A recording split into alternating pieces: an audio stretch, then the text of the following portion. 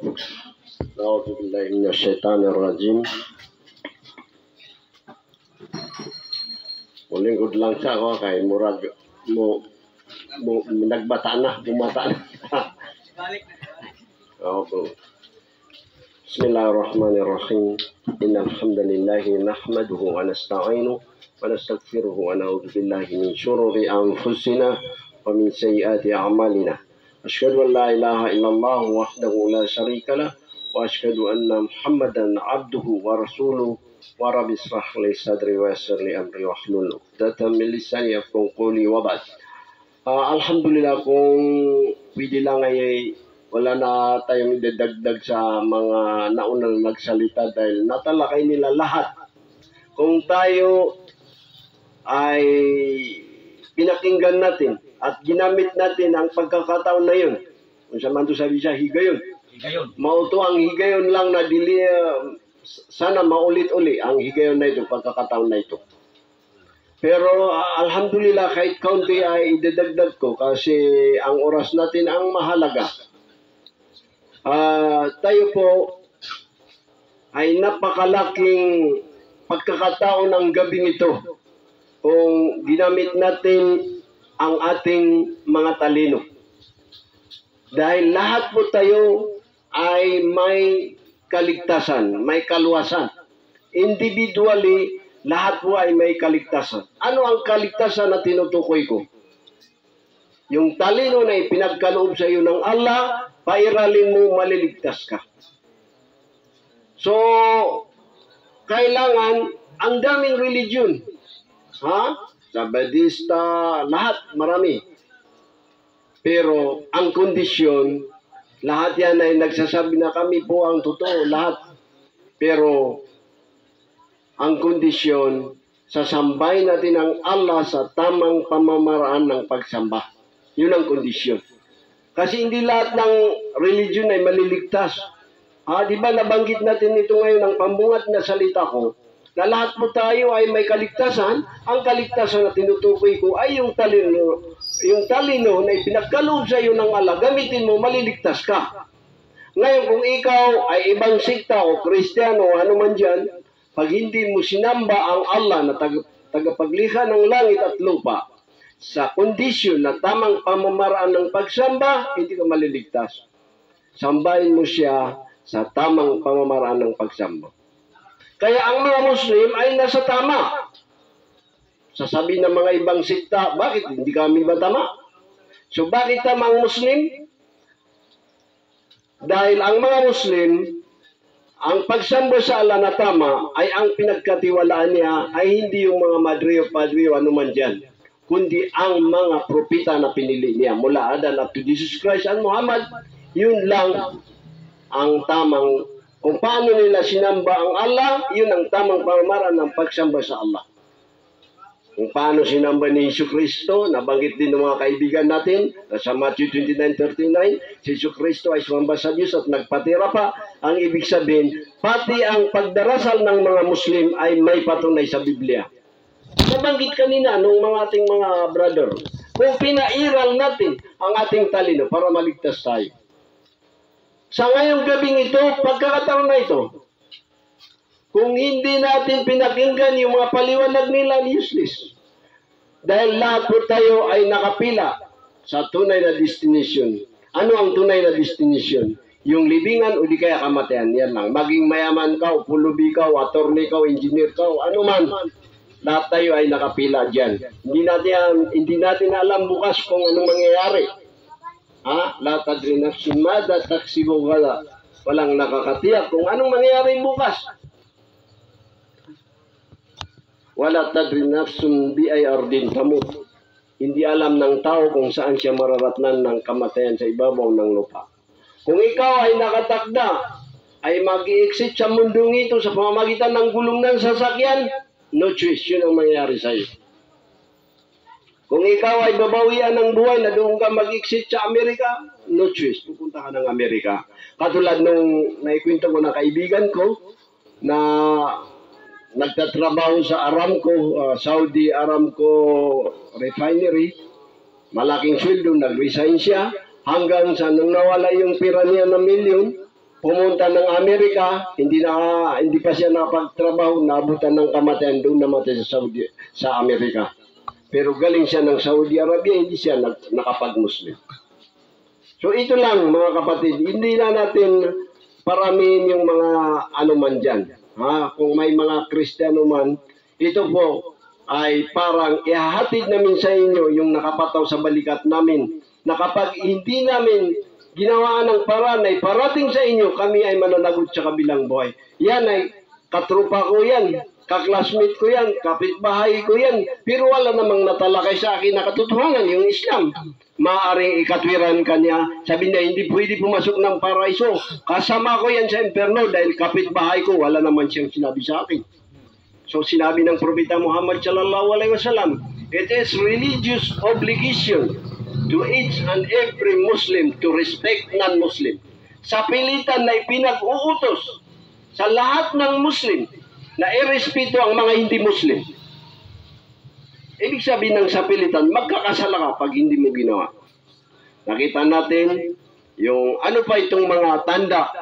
Sinabi ng Allah, inna fi khalqis samawati wal ardi wa ikhtilafil layli wan nahar la ayatin liulil albab. Ang paglalang ng langit at lupa at ang pagpapalitan ng gabi at araw, gabi, ay may mga tanda, may mga sign na mapupulot ng mga taong malawakang pag-iisip, matalino. So ano ba ngayon? Ito ay napakalaking tanda itong mga kapatid natin na ipinarating nila sa atin ang katotohanan. Hindi naman bukas sana darating sila bukas. Hindi naman So ito ay pagkakataon na ito. Nakita natin si Robin Padilla. Tinaguri ang bad boy. Pero ngayon, ano siya? Pag ini-interview siya ang pinakamabait na tao. Hinuhula nila sa ABCB na siya ay Magic 13, 12. Pero yung pala siya ang nangunguna. Dahil Muslim siya. Siya ngayon ang nangunguna sa Senado. Ganon din ang pagkasurprisa natin. Pagdating sa laing kalibutan, makikita natin yung mga Muslim na tinagurian nating mga terorista, yung pala nasa paraiso. Katulad yung nangyari kay Robin Padilla, Magic 13, 12. Pero nung malaman nila, number 1 sa Senado. Muslim siya. Na dating Christian. Yan ay mga sign. Yun ang sinabi ng Allah na ang paglalang ng langit at lupa at ang pagpapalitan ng araw at gabi ay may mapupulot na tanda. Silang Freddy Aguilar. Ngayon ay mga Muslim na. Alhamdulillah. So, hindi ko na pahabay dahil sa halos lahat ay kung pinakinggan natin na kinasing-kasing bukal sa kanuban natin ay malaking aral yung halos lahat lalo na itong kapatid ko na tausog ay ibinigay niya para nabigyan ng paalala yung dati ng Muslim na dapat gampanan niya ang tunay na ng Islam. So ito sa mga hindi pa Muslim, dapat isipin ninyo ito. Yung hari ng Egypt noong araw ay bumisita sa kanya ang isang pari. At saka isang pari din ng Hudyo, yung pinakamataas sa mga Hudyo. Hindi ko alam kung ano ba yung tawag doon sa mga pari ng Hudyo. At isang Muslim na si Muhammad Abdo. Nagbisita sila doon sa hari ng Egypt. Paglabas ng hari, natuwa siya. Sabi niya, nandito ngayon ang pinakamalaking religion sa buong mundo. Yung pari ng Kristiyano, at yung mga pari ng mga Hudyo, at saka yung imam ng mga Muslim. Ngayon sabihin niyo sa akin kung ano ang makakaligtas na religion sa inyong tatlo. So, sino ang unang magsalita? Siyempre, nandun yung pinakamalaking religion. Sabi nila, ito si Juan, yung pari. Sabi na, hindi, ikaw lang, tinuro niya yung Hudyo. Hanggang sabi nila, ito na lang si Muhammad Abdo, yung imam. So, ang unang nagsalita, yung Muslim. Sinabi niya na kung kayong mga Hudyo ay maliligtas, dahil kay naniniwala kay Propeta Moises, ay ganun din kami, maliligtas din kami. Kasi kami ay talagang naniniwala kay Propeta Moises. Pero kung kaming mga Muslim ay maliligtas, hindi kayo maliligtas. Dahil kami ay naniniwala sa huling propeta na si Muhammad, pero kayo hindi kayo naniniwala. Ganon din kung kayong mga Kristiyano, yung pare, ay sasabihin ninyo na maliligtas kayo dahil naniniwala kayo kay Hesus Kristo, pero kami rin ng mga Muslim ay maliligtas kami dahil hindi ka tunay na tagasunod ng Islam kung hindi ka maniniwala sa lahat ng propeta, lalo na si Jesus din. Dapat paniwalaan mo. Kaya maliligtas din kami kung maliligtas kayo dahil kami ay naniniwala kay Hesus Kristo bilang sugo, hindi bilang Diyos, sa tamang pamamaraan ng paniniwala. Pero kung maliligtas kami na mga Muslim, hindi kayo maliligtas. Bakit? Hindi kayo naniniwala kay Propeta Muhammad na huling sugo ng Allah. So, ang ibig sabihin, kahit yan lang ang pag-isipan natin yung tatlong yun, tatlong religion sa buong mundo. Ang maliligtas lang ang Islam, dahil kung baga sa kape, all in one, lahat. Ito, kahit na sa mga pagkain natin, pumunta ka ng restaurant ng Muslim, kahit ano kang klaseng tribu o religion, pwede ka kumain sa restaurant ng Muslim. Pero sa mga ibang restaurant, hindi ka pwede pumunta. Hindi ka pwede kumain dahil may kinakain sila na hindi pwede yung katulad ng baboy. So alam na natin, mga kapatid, na sana po ay itong gabing ito hindi ko na palalawakin. Dahil ang tao kapag may isip siya, ang pipiliin niya pag nagkumpara ang ginto at saka bato, ang pipiliin niya kung matino ang utak niya, yung ginto. Pero pag bato, hindi niya pipiliin kasi matino ang pag-iisip niya. Kaya sa ngayon siguro, kung tatanungin tayo, sino ba ang Christian ngayon dito na? Mayroon bang Christian dito? Sino bang Christian dito? Pakitas po ang kamay. Wala ba? Parang wala yan. Kapatid, last na ito kasi gusto mo ba ang paraiso maligtas? Maluwas? Iyan ba ay bukal sa kalooban mo? Alhamdulillah. Kung iyan ay bukal sa kalooban mo, itong Islam ay para sa lahat. Walang pinipili na tribo. Parang guhit, kapag pumasok ka, automatic na maliligtas ka, matatawag ka agad na Muslim. Dahil ang Muslim ay wikang Arabic, isa sa meaning ng Muslim ay to be the nature, o di kaya pagsunod sa kalikasan, o di kaya pagsunod sa tagapaglika. Kaya iniwasan na yung pag-inom ng alak. Lahat ng makakasama, lahat ng ipinagbabawal ay makakasama ng tao.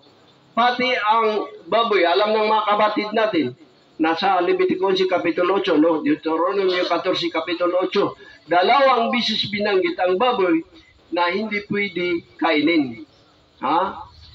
Sapagat ang baboy ay datapwat ay hindi ngumunguya, ay karumal-dumal nga sa inyo, at ang mga buto ng mga yaon ay huwag na huwag ninyong hihipuin. Pati paghipo ay bawal.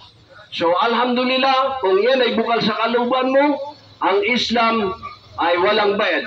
Para dito ko tatapusin, madali lang malaman ang fake na religion. Huwag na lang, hindi na kailangan bulak natin yung mga Biblia at saka Quran.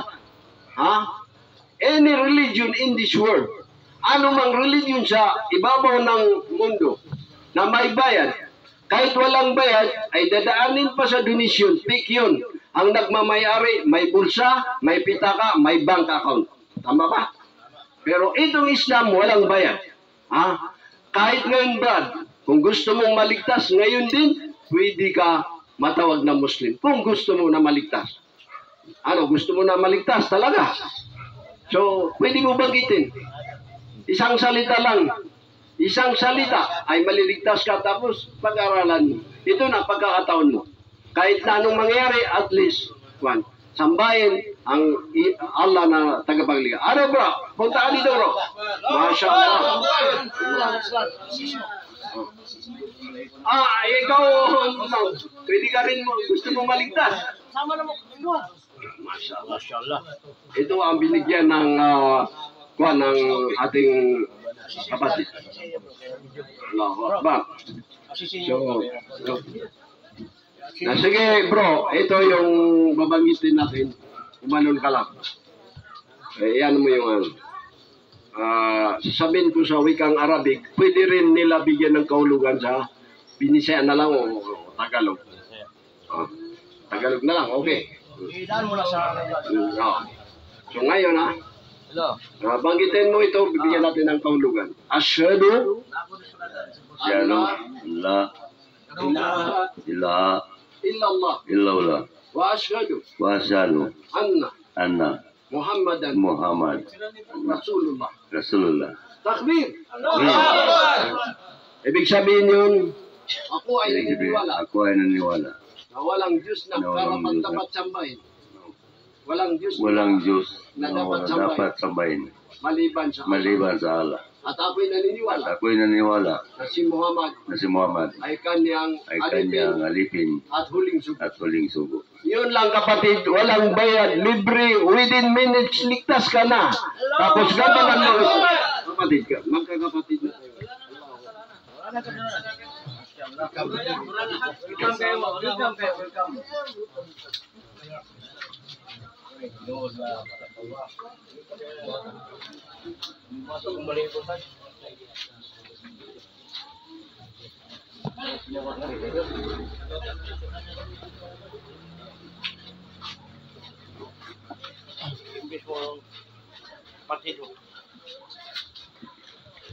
So, alhamdulillah, i-welcome natin yung brother natin. Alhamdulillah, siya lang ang ginabayan ngayon ng gabing ito ng Allah subhanahu wa ta'ala. Ipanalangin natin ang kanyang kaligtasan, inshallah. At itong yumaon ngayon ay sana po, ay dahil siya ang dahilan kung bakit ginabayan ito, sana patawarin ng Allah sa kanyang mga pagkakasala kung hindi niya nagampanan ng Islam sa kanyang pagkamatay, inshallah. So hanggang dito na lamang, wa akhiru da'wana alhamdulillahi rabbil alamin.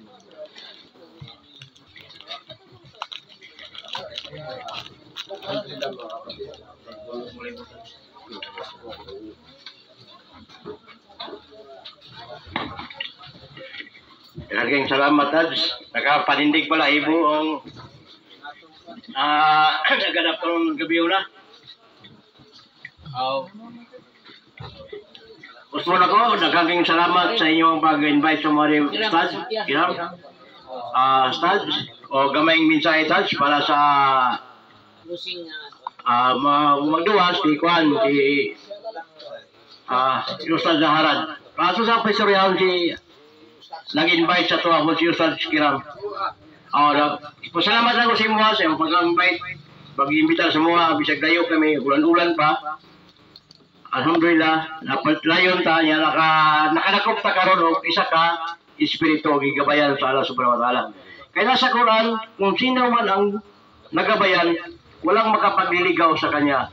Kung sino man ang naligaw, bisan pag isa ka adlaw, isa ka tuig may mag-istorya dili kita siya magabayan. Panugnod gina siya sa impierno. Allahu alam. Basta maura na sa ako, Quran. Taj, pagi tagluwa Taj, panamilit. Una-una di ay Bismillahirrahmanirrahim. Pasalamat mis sa naka-invite sa mga dinhi about sa kining nahitabo sa ato kini karon. Kuan sa Allah kanang nakakadar ni siya. Dili mi moabot aning lugar kung wala ni na programa sa Allah. So parte sa tagtungod aning balay sa mga kuan inshallah. Doon na lang ko'y gamay nga gi-request sa to sa nag-invite nga para sa atong namatay. Alhamdulillah, doon na lang ko'y gamay nga ipaabot sa gingon sa Propeta Muhammad sallallahu alaihi wasallam nga wa idha mata ibnu Adam in qata'a amaluhu illa bisalasa. Kung mamatay ang tupo ni Adam, tuputan ni Adam, putol na ang amal niya. Buto sabot illa bisalasa, maliban sa tatlo. Una, ang katong amal niya nga buhi pa siya, nagpuasa siya, nagibada siya ato sa Allah. O ang ikaduha, ang katong sadakatul jariyah niya. Doon na siya nasadaka, masjid, sa madrasa, sadakatul jariyah. O ang ikatulo, ang katong anak. So kinsa man ang dunay anak, kinsay ang imong inahan, imong papa to ano sa sulod sa lubnganan kita karon tanan din magdua ka sa Allah nga unta maligtas siya. Mao to'y pinakadako. Bisag mo kuwatag kinsang alim ulama atong paduaon diri makanduri ta, pinakamaayo nga dua ang dua sa anak. Kay mao to'y giingon sa propeta Muhammad sallallahu alaihi wasallam, wala nay mulabaw sa iyahang gipanulti, mubalik ta sa Quran, mubalik ta sa hadis sa propeta Muhammad sallallahu alaihi wasallam, kay didto ta mag-success. Dili nang ang Islam kuhaw nato sa atong sarili nga opinion. So magdua ta, ato lang niyaton nga unta maluwas ang kadtong nauna kanato silang tanan.